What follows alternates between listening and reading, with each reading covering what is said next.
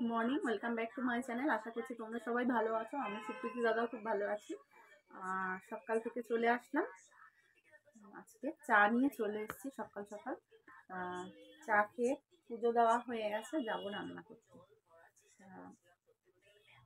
Supriti school আর 2-3 দিন মাত্র ছুটি, তারপর থেকে তো কন্টিনিউ স্কুল শুরু হয়ে যাবে। এক্সাম আছে, অনেক চাপ। আর পড়ার, বিশ্বাস করো, ক্লাস 1 থেকে যে এত চাপ। আমরাও বেঙ্গলি মিডিয়ামে পড়েছি, আমাদের সময় এত চাপ ছিল না।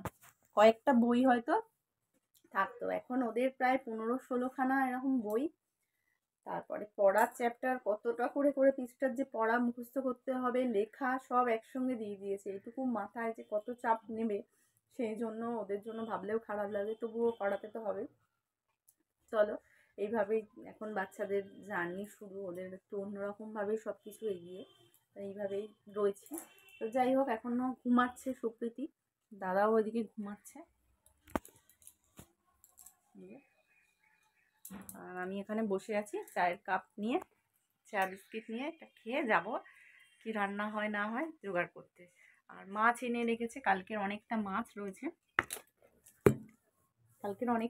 রয়েছে, মাছগুলো করব। আর হাতে না ধরে পাচ্ছি না, হাতের ডান দিকটা ভীষণভাবে হাতটা ব্যথা করছে, আর বা হাত দিয়ে তো ধরলে উল্টো হয়ে যাচ্ছে, ক্যামেরাটা হাইড হয়ে যাচ্ছে। সেই জন্য তো করবো এখন হচ্ছে, দেখি মাছের ঝোল ভাতই করবো আজকে। আর সোমবার আজকে ভেবেছিলাম বাবার রুদ্রাক্ষ যেটা, সেটা আজকে ধারণ করে পড়বো আর নিরামিষ খাবো, কিন্তু হয়ে উঠবে না, কারণ মাছগুলো না নষ্ট হয়ে যাবে। মাছগুলো আজকে করে দেবো, কালকে মঙ্গলবার, তাহলে একবারে কালকে যদি ধারণ করি মঙ্গলবার, আর একবারে হনুমানজিও মানে এটা করি, তাহলে উপোসটা সারাদিনের কালকে ঠিক হবে, নিরামিষটা। সেই জন্য কালকেই পড়বো। আর আজকে চলো একটু পরে রান্না বসাবো, চলো দেখতে হবে। তো চলো, বেলা বাজতে যায় এখন 12:30, এখনো পর্যন্ত অবস্থা দেখো সুপ্রীতির আর ওর বাবার। আর আমার এখানে রান্না আমি বসি, ভাত গুঁড়ো হয়ে গেছে, এদিকে যে মাছের নুন হলুদ মাখানো, মাছটা ভাজবো, তেল গরম হচ্ছে, এখানে সব মশলা রেডি করা। আর এখানে খড় একটু ভাজা করবো, আলু সজনে ডাঁটা সব কাটা।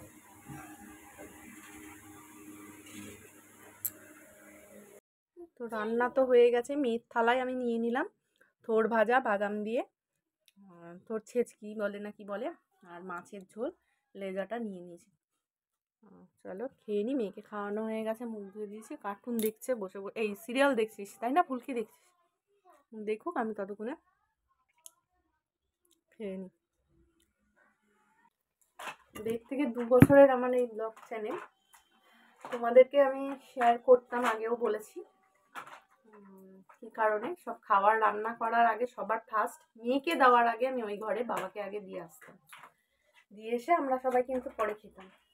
তা গত পরশু দিন সন্ধেবেলা তুমুল অশান্তি ঝামেলার কারণে আমাদের মধ্যে ঠিক হয় সে আলাদাভাবে খাবে, হোম ডেলিভারি।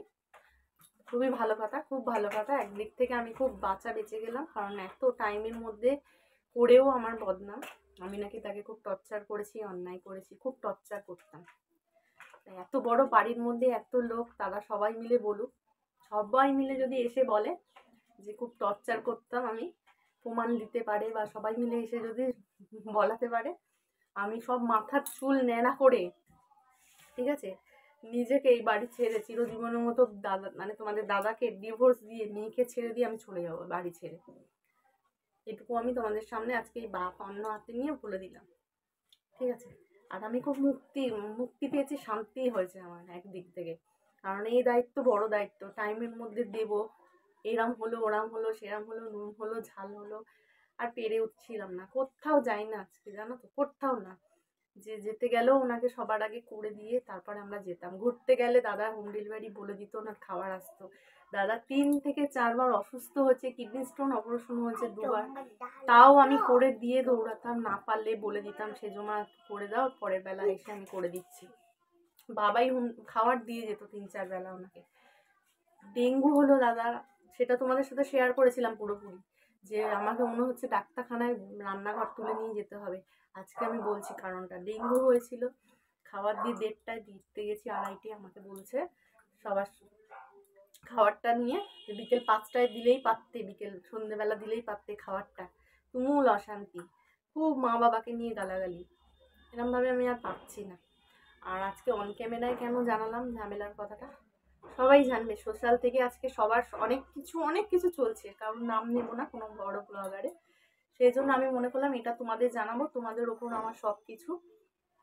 তোমরা আমার চ্যানেল দেখলেই আমার বাচ্চার মুখে ভালোভাবে দিয়ে ভালোভাবে চালাতে পারি, সেইটুকুই। আর দ্বিতীয় কথা হচ্ছে, আমার মেয়েকে পড়ানোর জন্য শুনতে হচ্ছে অনেক খরচা হয়ে যাচ্ছে, কেন ওই স্কুলে দিতে গেলে। কোন বাড়ির ভাই এরকম আছে গার্জেনরা, তোমরা বলবে। তো চলো খাই, মেয়েকে খাইয়ে দিয়েছি, এবার আমি খাই। থোড় নিয়েছি প্রেশার কমবে বলে, প্রেশার কি আদৌ কমবে না প্রেশার সাথে সাথেই চলে যাবে সেটা দেখি। চলো, খাওয়া দাওয়া তো অনেকক্ষণ আগেই হয়ে গেছে, খেয়ে দিয়ে একটু টিভি দেখছিলাম। ঘরে ঘরে জি বাংলা অনুষ্ঠানটা হচ্ছে, সেটা দেখতে দেখতে। চলো একটু মিউট করে দিই। ঘরে ঘরে জি বাংলা হচ্ছিল, যদিও এক মনে দেখছি না, কি যে হচ্ছে সেটা বলতে পারবো না, মন মেজাজটা যাই হোক এখন একটু ঠিক আছে। আর যেটা বলার জন্য তোমাদের সাথে আসলাম, পুরো ব্লগ যে তোমাদের সারাদিন কাজ শেয়ার করবো সেটাই হচ্ছে না। তা কন্টিনিউ ব্লগ নিয়ে আমি আসবো, টানা ব্লগ নিয়ে এবার আসবো, ডেইলি ব্লগ নিয়ে আসার চেষ্টা করব। আর এইটুকু হোম ট্যুর তোমাদের সাথে খুব শিগগিরই নিয়ে আসবো। বাবার সাথে শুয়ে আছে তাই এখানে পুতি শুয়ে আছে, পুতির বাবা আর পুতির মা এখানে এখন আসবেন ওর বাবার সাথে ফ্যামিলির সাথে কাটাচ্ছে এখন। যাই হোক আমাদের ভুদো ওপরে রয়েছে, কি করে দেখবি ওপরে সেই দাদা বলছে ও ফ্যামিলি নিয়ে শুয়ে আছে, ঘুমাচ্ছে। যে আমাদের সংসার হারিয়ে এখন আলাদা হয়ে গেছে। তা আলাদা হয়েছে এক প্রকার, আমাদের খুব বিনা কারণে অনেক কিছু বদনাম সহ্য করতে হয়েছে। তোমাদেরকে অনেকবার আমি যখনই রান্না করি ম্যাক্সিমাম দিন তোমাদেরকে শেয়ার করতাম যে সবার ফার্স্ট, এমনকি আমার মেয়েরও আগে খাবার যেত আমার শ্বশুরের ঘরে, সবার আগে ওনাকে খাবার দিতাম, টাইমের মধ্যে দিতে হবে। দাদার ডেঙ্গু হলো, দুবার দাদার শরীর খারাপ হলো ডেঙ্গুতে। তখনও সার্ভের দিদিগুলো এসে বলেছিল পেশেন্টকে বাড়িতে না রেখে বাচ্চা নিয়ে তুমি সংসার সামলে, বাচ্চা সামলে ওকে হসপিটালে ভর্তি করে দিতে। হসপিটালে না দিয়ে আমি নিজে ঘরে একা ওপর সব করেছিলাম। তারপরেও টাইমে দিতাম, 10-15 মিনিট আধ ঘন্টা দেরি হতেই পারে মানুষকে, সেই জন্য আমাকে অনেক আজে বাজে কথা বলতো। অনেক চোখের জল না এরকম সহ্য করতে, মানে মুখ চেপে টিপে টিপে ঝগড়াঝাটি সেরকমভাবে করতাম না, থাকতাম চুপ করে। হয়তো এসে দাদাকে বলতাম, কাকে বলবো, আমি কার মুখের দিকে তাকিয়ে এখানে আছি, সব কিছু জানাতাম, তাও বলতো চুপচাপ থাকো চুপচাপ থাকো। কিন্তু পরশু দিনের লেভেলের ঝগড়া, মানে এক্সট্রিম লেভেলের ঝগড়া আমার সাথে না, আমি ছিলাম ওই ঘরে সন্ধে দিচ্ছিলাম, তোমার হচ্ছে মাঘী পূর্ণিমার দিন। তখন চেঁচামেচি শুনে আমি আসি দৌড়ে ছুটে, সামনে আমার ননদিনীও ছিল। তা ওর একটা কিছু উস্কানিমূলক কথাতেই এরকম ঘরে লঙ্কা কাণ্ড বেঁধে গেল। চিৎকার শুনেই আমি এসেছিলাম, আমি ভায়োলেন্ট হয়ে গেছে বলে থামানোর জন্য আমি তখন বলেছিলাম সন্ধ্যেবেলা এগুলো কিন্তু বাড়াবাড়ি করে না, চেল্লামিল্লি সবসময় তুমি একতরফা কেন বিচার করবে, এইটা বলা আমার অন্যায়। আমাকে খুব বাজে বাজে ভাষায় কথা বলেছে, থ্রেট মারা হয়েছে। তা আমি বলেছি আমিও পার্টি যা হয় সবাইকে জানাবো, এটাই আমার অন্যায়। তো যাই হোক এই টপিক আমি ছেড়েই দিলাম, এই টপিক নিয়ে আমি আর আসবো না দ্বিতীয় দিন। তা সেদিন থেকে ডিসাইড হয়েছে উনি ওনার মতো খাবেন, আমাদের সাথে খাবেন, সেটাই ভালো। তা যাই হোক এই নিয়ে এখন আমি ভিডিও যেরকম আনবো পার ডে চেষ্টা করবো তোমাদের সাথে, যেমন রান্না বান্না ভিডিও নিয়ে আসার সেরকমই করবো। আর খুব শিগগিরই তোমাদের সাথে একটা রুম ট্যুর আসছে, সেটাও দেখাবো। আর তোমরা প্লিজ কমেন্ট করে জানো তোমরা কিরম ধরনের ভিডিও দেখতে চাও, শাড়ি ড্রেসের ড্রেস আপ ভিডিও, সাজগোজের ভিডিও, না রুম ট্যুর ভিডিও, না ডেলি ব্লগ কিরকম। ডেলি ব্লগ তো রোজের থাকবেই, তার সাথেই সব কিছু অ্যাড করে তোমাদের সাথে ভিডিও দেবো। তা কিরকম ভিডিও তোমাদের ভালো লাগে সেটা তোমরা কমেন্ট করবে। তো চলো এই বলে রাখা, আবার আসছি বিকেলবেলা, যা যা কাজ দেখতেই পাবে তোমরা। চলো ফোনটা দে তো। আর এদিকে সন্ধে দিয়ে একটু আসলাম তাকটা গোছাতে, বিভৎস অবস্থা হয়ে গেছিল, তাকটা খুললেই দুমদাম করে সব মুড়ির প্যাকেট, কৌটো, চামচ সব উল্টে পাল্টে, বাটি ঘটি সব পড়ে যেত। সেই জন্য সব রাখলাম, একটু সাইড সাইড করে গুছিয়ে না রাখলে হয় বলো।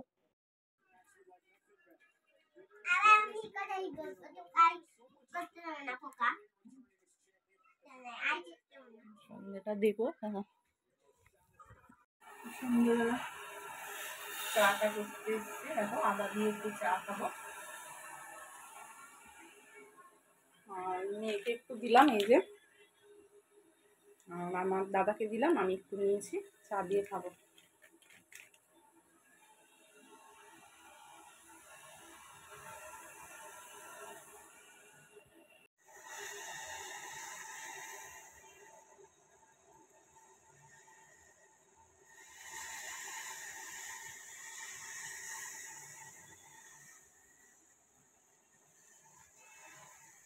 লিকার চায়ের এই কালারটা কি ভাল লাগে না, হালকা, খুব একটা লালও না, মানে এত সুন্দর লাইট একটা কালার, আমার খুব ভাল লাগে কালারটা। তো যাই হোক চলো, আদা দিয়ে চাটা মানে বেশ ফুটিয়ে নিলাম আদা চা। তা অনেক দিন পরই এখন মানে প্রায় 2-3 দিন ধরে আদা চাটাই খাচ্ছি।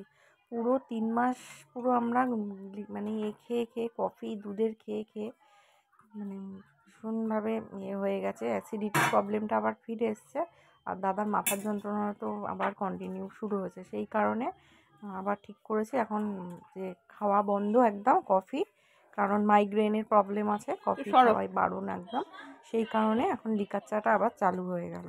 তো যাই হোক, ওরা এখন শুয়ে শুয়ে ফোন ঘাঁটছে, আমি চা নিয়ে এসেছি, চাটা খাই, খেয়ে দে বাদ বাকি দেখি কী কাজগুলো আছে, মেয়েকে একবার পড়াতে বসতে হবে।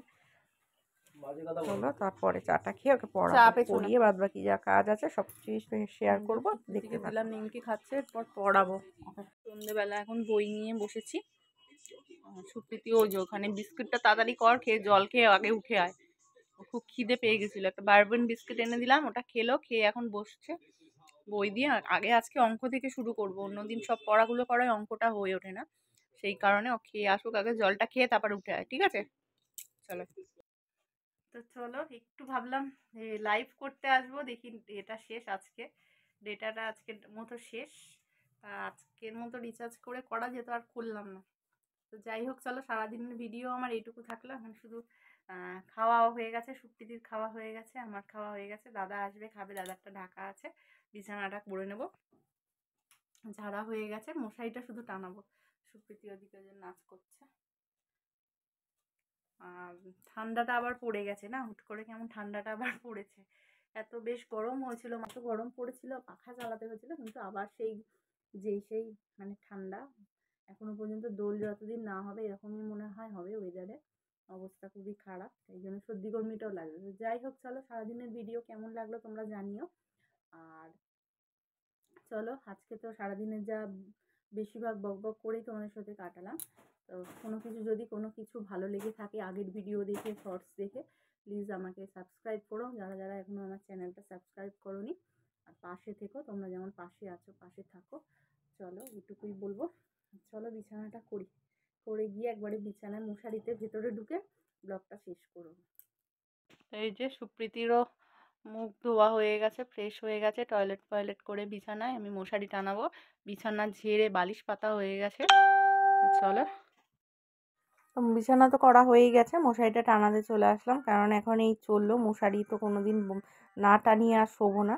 দাদার দুবার শরীর খারাপ হয়ে গেছে, আর দ্বিতীয়ত হচ্ছে যা গরম আসছে, সেই একটা চিন্তা আমাদের, বিশাল চিন্তা যে গরমকালে কি করব, তখন তো এসির হাওয়া ভেতরে যাবে না, পাখার হাওয়া ভেতরে ঢোকে না, মশারি ছাড়া মহা জ্বালা পড়বো। তাই এবারে শুনছি গরমটাও খুব বেশি পড়বে আর কি। দেখা যাক, সময়ের সাথে তাল মিলিয়ে চলতে হবে। একটা স্ট্যান্ড ফ্যান আমার ইচ্ছা, কারণ আমাদের ওপরে তো সিলিং ফ্যান লাগানো যাবে না, ফল সিলিংটার কমজোরি, পাখা ভেঙে পড়ে যাবে আর কি গায়ে, সেই কারণে চারদিক দিয়ে রয়েছে শুধু লাগানোর জন্য, ওয়াল ফ্যান যেগুলো হয় সেগুলোই। ওয়াল ফ্যানে হাওয়াটা না একদিকেই ফোকাস হয়, যে আর যদি মুভ করা হয় সেটা কিন্তু বেশি দিন টেকে না, নষ্ট হয়ে যায়। তো যাই হোক চলো, লাইট কেন নিমিয়ে দিলাম, আমি তো ভিডিওটাই শেষ করিনি, আবার লাইটটা আমাকে জ্বালাতে হবে ভিডিও শেষ করার জন্য। তো চলো আজকের ভিডিও দেখতে থাকো তোমরা, আমি একবার লাইট জ্বালিয়ে দিয়ে তোমাদের শেষ করছি ভিডিওটা। তো চলো আজকের মতো ভিডিও আমি এখানেই শেষ করছি, আমার মশারি দেখো টানানো হয়ে গেছে, একবারে বিছানায় উঠে যাব। চলো আজকের মতো ভিডিও এখানেই সমাপ্ত, টাটা, গুড নাইট, আবার নেক্সট ভিডিওর জন্য দেখা হচ্ছে খুব শীঘ্রই, টাটা।